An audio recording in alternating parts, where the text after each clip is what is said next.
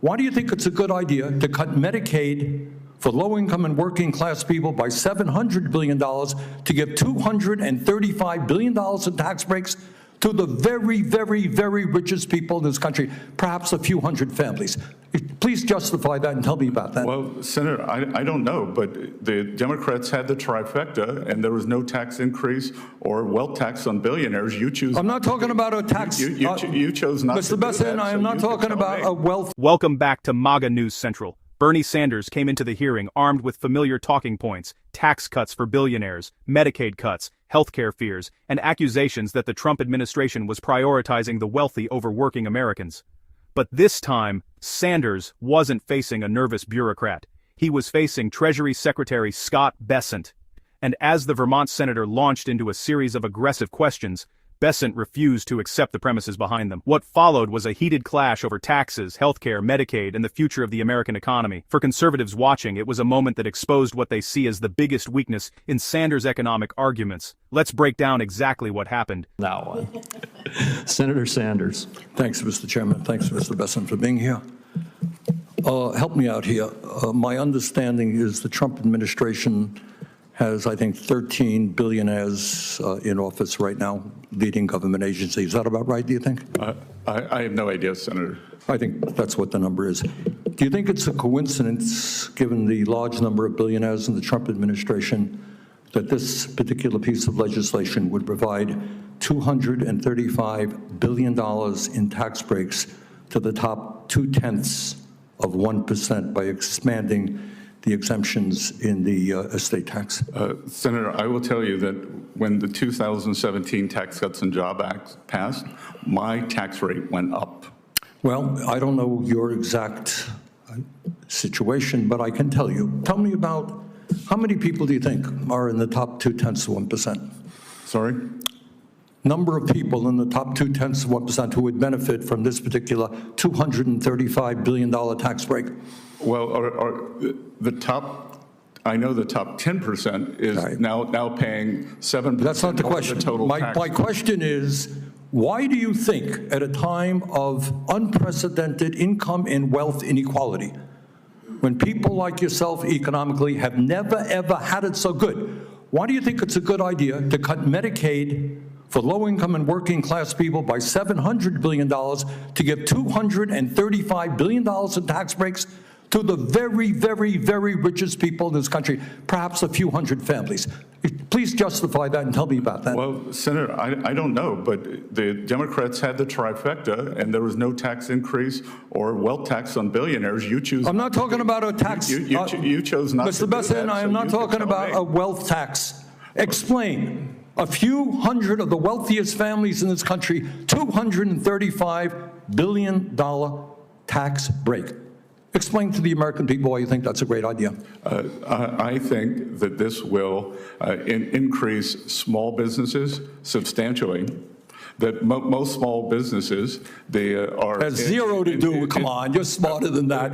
This is the top 0.2%. This is not a mom and pop store. These are multi-billionaires, and the savings go to their kids after they pass away. This is nothing more than a gift to billionaires in this country. Well, sir, that's just not correct, because the top 10% paid a bigger share of taxes after TCJA. I'm talking about one provision in this. I don't want to argue with you about taxes in general. One provision, few hundred families, $235 billion in tax breaks. You can't justify that because morally it is totally unjustifiable. Let me ask you another question. If you guys want to cut $1 trillion in Medicaid and the Affordable Care Act, the estimate from CBO, I believe, is that over 15 million people lose their health insurance. Yale University and the University of Pennsylvania estimated that when you throw that many low-income and working-class people off of health care, some 50,000 people a year will die. Tell me why you think it's a good idea to give tax breaks to billionaires and allow 50,000 low-income and working-class people to die unnecessarily? Senator, first of all, that's overstated by 5.1 million. That is not attributed to this bill. It is simply... It's a combination. That's true. No. You all had a scheduled expiration of Obamacare subsidies, and you did not extend that when you were in charge. 5.1 million, 1.4 million illegal aliens on Medicaid. All right, look. And there are work requirements. And our goal is to get more money to children and mothers. Really? Your goal is to get more money to children, yeah, and working people, really, come on. Do you know how many people, and I was surprised to hear this, I don't know if you know it or not, how many people lose their jobs every year, quit, get fired or whatever? Do you have any idea? Well, there's something called the quits rate, and so when the job market is strong, more people quit. But yeah, I was surprised that I just researched this. I don't know. Do you happen to know? I don't know the number. I was surprised. I mean, would it be shocking to you? It was to me. 20 million people leave their jobs a year. Doesn't shock you, right? It's a big labor force, right? Yep. So somebody leaves the job. Maybe they move. Maybe something happens in their lives, right? We have a lot of transition in the labor market, correct? Maybe they get a better job. Right, exactly. Maybe they do. Or maybe they have to stay home, their wife gets sick, whatever, we don't know. But 20 million people lose their jobs in a given year, leave their jobs in a given year. Are those people lazy? What happens when I leave my job and maybe I have to move to another state to take care of my ill mother, and I desperately need Medicaid? Am I too lazy now to be able to get Medicaid? I think that's a mischaracterization of the work requirement. Really? Well, I'm not quite so sure it is. The hearing began with Senator Sanders questioning the administration's economic priorities. He focused heavily on tax policy, particularly provisions affecting wealthy Americans and large estates. Sanders argued that certain tax provisions would primarily benefit a small number of wealthy families. He repeatedly framed the debate as a choice between helping billionaires and helping working-class Americans. The senator also pointed to income inequality, arguing that the wealthy have benefited disproportionately from economic growth, while many Americans continue struggling with rising costs. For Sanders, the issue was simple. Why should wealthy families receive tax relief while healthcare programs face reform? It was a question designed to put Bessent on the defensive, but that isn't how the exchange unfolded. Instead of accepting Sanders's framing, Bessent immediately challenged it. The Treasury Secretary pointed to broader tax trends and argued that discussions about tax policy often ignore how much of the nation's tax burden is already carried by higher-income earners. Throughout the exchange, Bessent repeatedly pushed back against the idea that every tax reduction automatically represents a giveaway to the wealthy. He argued that economic growth, investment, entrepreneurship, and small business expansion are all important factors that critics frequently overlook. What stood out wasn't just his response, it was his composure.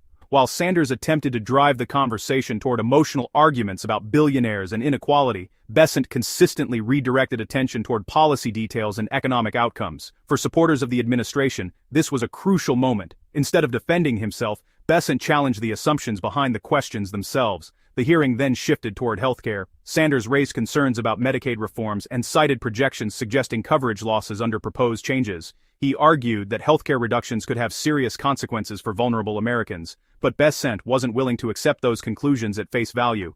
The Treasury Secretary challenged some of the figures being cited and argued that multiple factors were being combined in ways that could create a misleading picture. He also pointed to work requirements and eligibility reforms as key parts of the discussion. According to supporters of the administration, the goal isn't to remove healthcare from people who legitimately qualify. Instead, they argue the goal is to ensure resources are directed toward those most in need while maintaining the long-term sustainability of the program. The disagreement highlighted one of the biggest political divides in Washington today. Should policymakers focus primarily on expanding benefits, or should they focus on accountability, eligibility, and program sustainability? Neither side appeared willing to budge. Before we continue, let us know what you think. Should Congress prioritize expanding government programs, or should lawmakers focus on reducing waste and ensuring programs remain financially sustainable? Drop your thoughts in the comments below, and if you enjoy political analysis, congressional showdowns, and the biggest battles happening in Washington, make sure to click the subscribe button, turn on notifications, and join the MAGA News Central community. Now let's get to the most revealing part of the exchange. As Sanders continued pressing concerns about work requirements, job loss, and healthcare access, Bessent argued that the senator was oversimplifying how the proposed policies would actually function. The discussion moved beyond numbers and into a larger philosophical debate. Sanders viewed government assistance as a critical safety net that should remain broadly accessible. Bessent emphasized incentives, workforce participation, and the importance of creating policies that encourage economic independence whenever possible. At several points, it became clear that the two men weren't simply disagreeing on statistics, they were operating from fundamentally different views of government's role in society. For conservatives watching, this was the moment that mattered most. The hearing wasn't really about one tax provision or one healthcare policy. It was about two competing visions for America's future, and Bessent appeared determined to defend the administration's approach every step of the way. The clash between Bernie Sanders and Treasury Secretary Scott Bessent became one of the most intense moments of the hearing. Sanders argued that the administration's policies favor wealthy Americans while placing burdens on working families. Bessent pushed back, arguing that economic growth, fiscal responsibility, and program sustainability are essential for long-term prosperity. Supporters of Sanders saw a senator fighting for healthcare access and economic fairness. Supporters of Bessent saw an administration official refusing to let political talking points go unchallenged. One thing is certain. The debate highlighted just how divided Washington remains on taxes, healthcare, and the role of government. Now we want to hear from you. Who made the stronger case? Did Bernie Sanders raise valid concerns, or did Scott Bessent successfully challenge the narrative? Share your thoughts in the comments below. If you enjoyed this video, don't forget to like, subscribe, and share. Thanks for watching, and we'll see you next time on MAGA News Central.